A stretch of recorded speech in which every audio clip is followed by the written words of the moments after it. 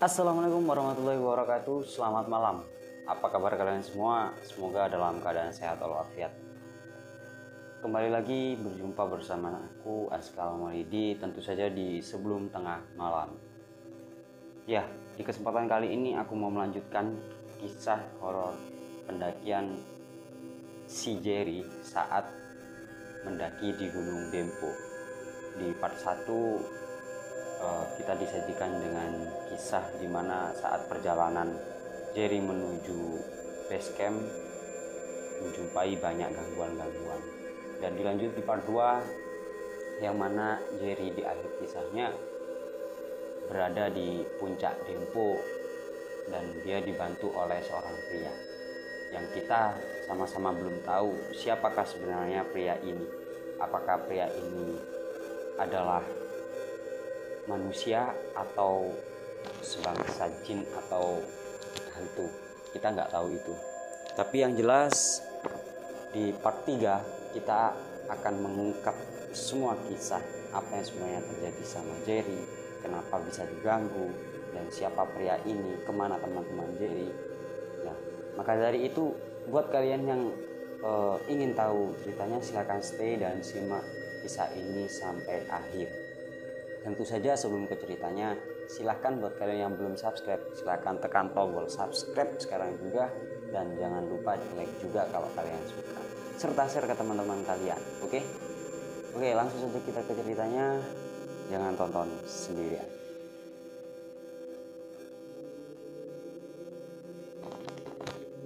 Puncak Dempo, aku berdiri setelah berlari cukup lama.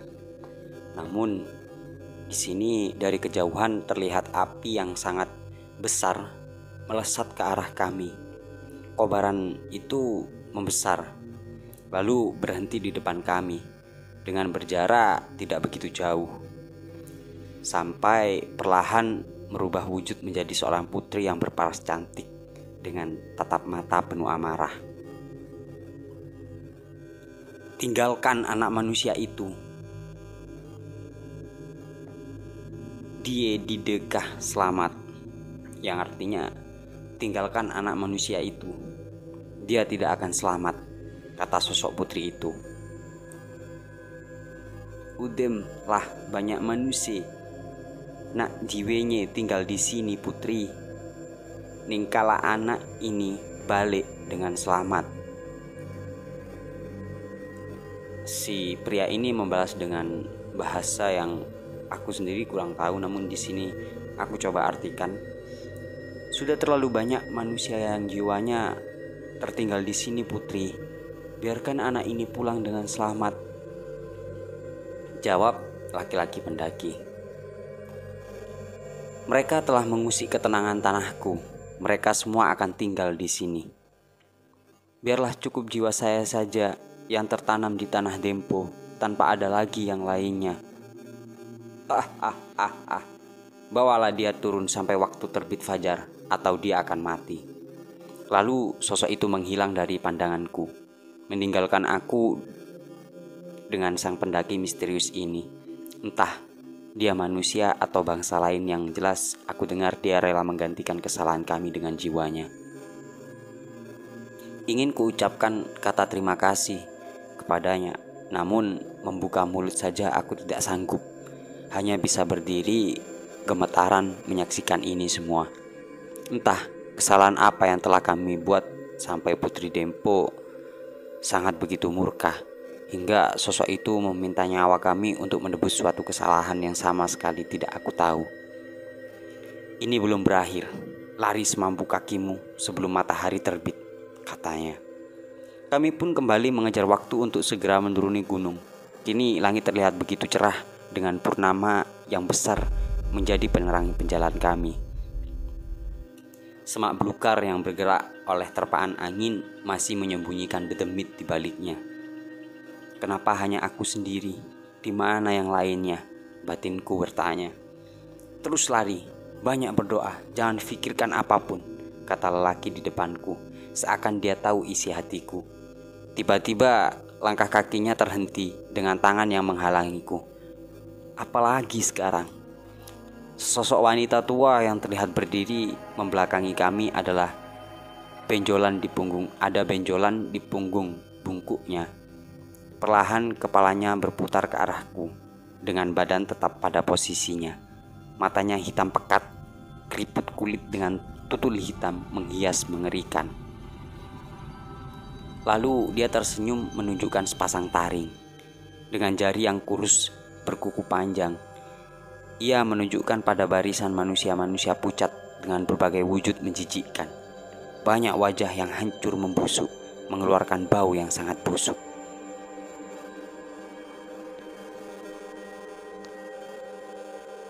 Rombongan seperti barisan tentara Belanda dengan seragam coklatnya, yang lusuh juga banyak lubang juga sobekan. Langkah mereka menuju ke arah kami. "Tenang, ini tidak begitu berbahaya," kata si pendaki. Tertawa nenek itu mengikik dengan mata hitamnya yang melotot pada kami.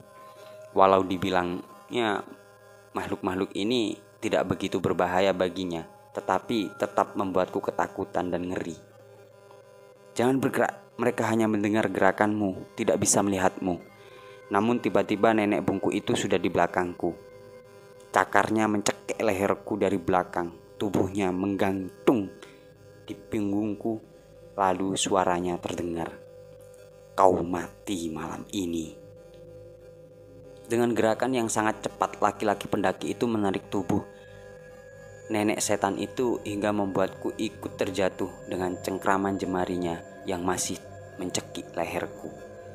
Dengan gerakan secepat kilat, ditariknya tubuhku itu dengan menyisakan jantung hitam yang masih berdenyut di tangannya. Lalu melihat senyum si pendaki memperlihatkan taringnya juga. Lalu dipecahkan jantung itu hingga si nenek bungkuk berubah menjadi seekor macan kumbang. Lalu sirna meninggalkan asap yang membumbung ke angkasa. Barisan tentara mayat itu juga ikut lenyap dan sirnanya sosok wanita tua tadi kini meninggalkan tanya dalam tertegun, siapa wujud ini? "Bangun, lanjut berlari, waktu kita tidak banyak lagi." Seakan keberanian juga tenagaku seketika kembali setelah menyaksikan semua itu. Seperti aku kembali mendapati mustika keberanian yang sedari tadi menghilang dariku.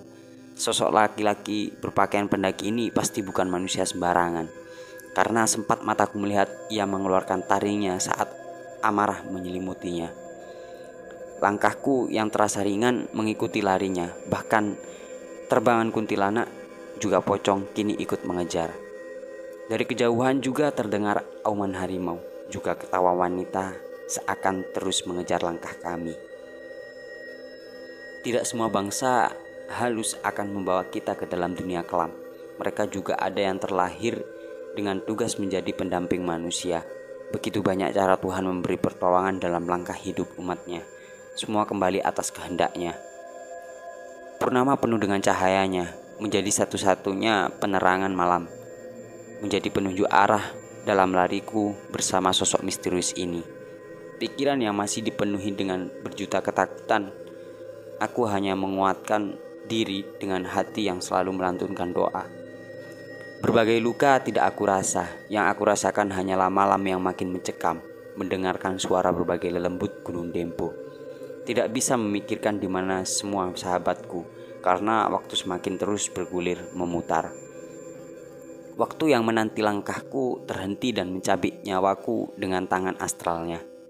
"Kak, sebentar, kepalaku sakit sekali," teriakku kepada lelaki itu. Lalu dia menghentikan langkah larinya, menatapku dengan keprihatinan. "Tarik nafas, istirahat sebentar.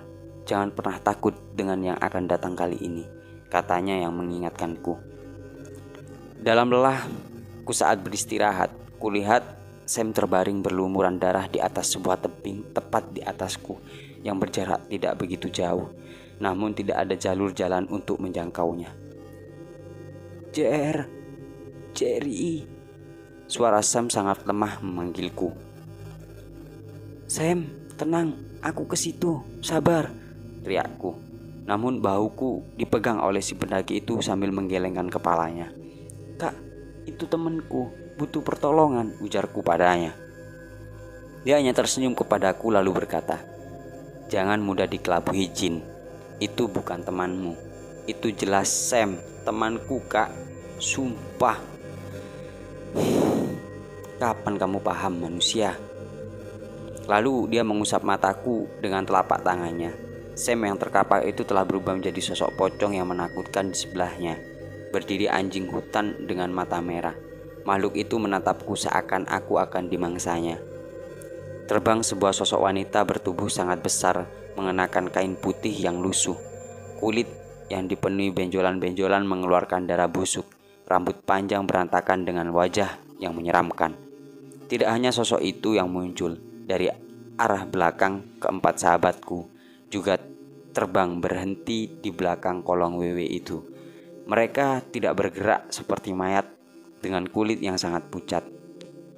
Ketawa itu memekikkan telingaku sampai kedua tanganku menutup telinga yang berdenging sakit. Sekedip mata dari semua sisi sudah kembali dipenuhi oleh berbagai makhluk astral dengan berbagai wujud. Di sela makhluk-makhluk itu sangat banyak manusia pucat dengan berpakaian seperti pendaki. Apakah itu semua yang meninggal di tanah Dempo? Aku tersimpuh dalam tangis, merasa sudah pasrah akan keadaan ini. Sudah tidak ada lagi semangat berlari turun. Setelah menyaksikan 4 sahabatku juga banyak pendaki yang mati itu. Hanya tangisku keluar. Sungguh sangat menyesali perjalananku. Untuk apa jika aku diselamatkan tapi mereka semua mati di pendakian ini? "Bangun, waktu sudah mau habis. Cepat kita tinggalkan ini semua," ajak laki-laki pendaki itu. Aku hanya diam bersimpuh dengan tangis penyesalan. "Bangun, atau nasibmu sama seperti yang lainnya," nadanya membentak. Perlahan aku berdiri lalu tanganku ditarik lagi oleh si pendaki dengan mengajakku berlari. Namun tidak seberapa lama laki-laki itu berhenti lagi. 2 sosok harimau loreng telah menghalangi jalur yang akan kami lalui. Menggeram siap mencabik kami berdua. Semakin aku berpasrah dengan keadaan yang tidak akan pernah berhasil aku lewati. "Biarkan kami selesaikan perjalanan ini, Datuk. Anak manusia ini tidak bersalah. Jikapun ada kesalahan, biarkan saya yang menanggungnya." Kepulan asap keluar dari tanah tempat 2 harimau itu berdiri. Ketika asap putih itu perlahan memudar, 2 sosok itu sudah berubah menjadi 2 laki-laki tua. Yang satu berjubah dan surban putih, satunya lagi mengenakan pakaian seperti seorang raja. Hembusan angin tiba-tiba menerpaku dengan harum yang entah seperti bau apa. Tidak bisa mengingat atau menggambarkan wangi itu. "Aku di sini untuk menjawab ketulusan hatimu yang rela membantu anak manusia ini," kata si kakek bersorban itu. "Terima kasih, Datuk," jawab laki-laki di depanku ini. "Melangkahlah, akan kuhentikan Putri Dempu dengan semua pengikutnya yang mengejar kalian," kakek itu berkata lagi. Jiwa putra Sriwijaya yang memilih iman dan kesucian hati tidak akan tersesat di tanah kerajaan ini, ucap sosok yang berpakaian raja itu. Kobaran api yang menyilaukan mata seakan hadir hendak membakar kami dari atas langit. Lalu kembali sosok putri itu terlihat dengan tatapan yang sama, penuh kebencian, amarah yang menyala seperti wujudnya ketika menjadi api. Tertawanya terdengar penuh gelak amarah. Mendengarnya saja lemas persendian terasa. Kembali gemetar seluruh badanku, merasakan kembali ketakutan yang tidak pernah aku rasakan seumur hidup. "Pergilah, bawa anak itu turun," suruh kakek tua itu. Lalu aku kembali mengikuti lari si pendaki menuruni gunung. Jauh terdengar auman harimau. Hanya yang aku tahu, selain sosok pendaki ini, aku juga ditolong oleh 2 manusia harimau dari maut yang dihadirkan Putri Dempo bersama pengikut goibnya. Langit sudah terlihat mulai terpancar warna jingga, menandakan fajar telah tiba. Di sini aku masih mengikuti langkah larinya sampai dia berhenti sambil menunjukkan hamparan kebun teh yang sangat luas. Di kejauhan pemukiman penduduk sudah terlihat. Beberapa tenda menghias di area perkebunan. Apa aku berhasil? Apa aku sudah selamat? "Kamu telah berhasil. Jalani hidupmu kembali. Jadikan ini suatu pelajaran hidup. Jika meminjakkan kaki di tempat para jin, berperilakulah yang sopan. Bawa kedatangan dengan tata krama. kesombongan dan kesalahan teman-temanmu cukup sebagai pelajaran buatmu. Terima kasih Kak. Namun bagaimana dengan teman-temanku? Apa mereka bisa diselamatkan? Tanyaku dengan kesedihan dan rasa penyesalan. Teman-temanmu tidak ada yang naik Dempo, hanya kamu sendirian, jawabnya. Hah? Kan aku bareng mereka. Siapa kakak sebenarnya? Dengan senyum memperlihatkan taringnya, aku juga melihat jika matanya berwarna kuning menyala. Aku Pandu, yang dulunya sama sepertimu. Pulanglah, jangan kapok datang ke Dempo. Aku selalu ada untukmu, juga semua para pendaki Gunung Dempo. Entah bagaimana aku tersadar sudah di rumah sakit yang di situ ada sahabatku, tim SAR, juga beberapa polisi. Pendakian kami berlima yang gagal karena aku dinyatakan hilang saat mengambil air di shelter 1. Cuaca yang saat itu sangat tidak bersahabat dengan kabut yang sangat tebal. Pencarian yang dilakukan keempat sahabatku pun sia-sia. Akhirnya mereka berempat memutuskan turun untuk meminta bantuan dari petugas tempat. Aku ditemukan pingsan 1 hari setelahnya di area mata air shelter 1 lereng Dempo. Namun yang lebih parah dari aku, keempat sahabatku yang turun lebih dulu dari hari ngecamp pertama. Mereka naas.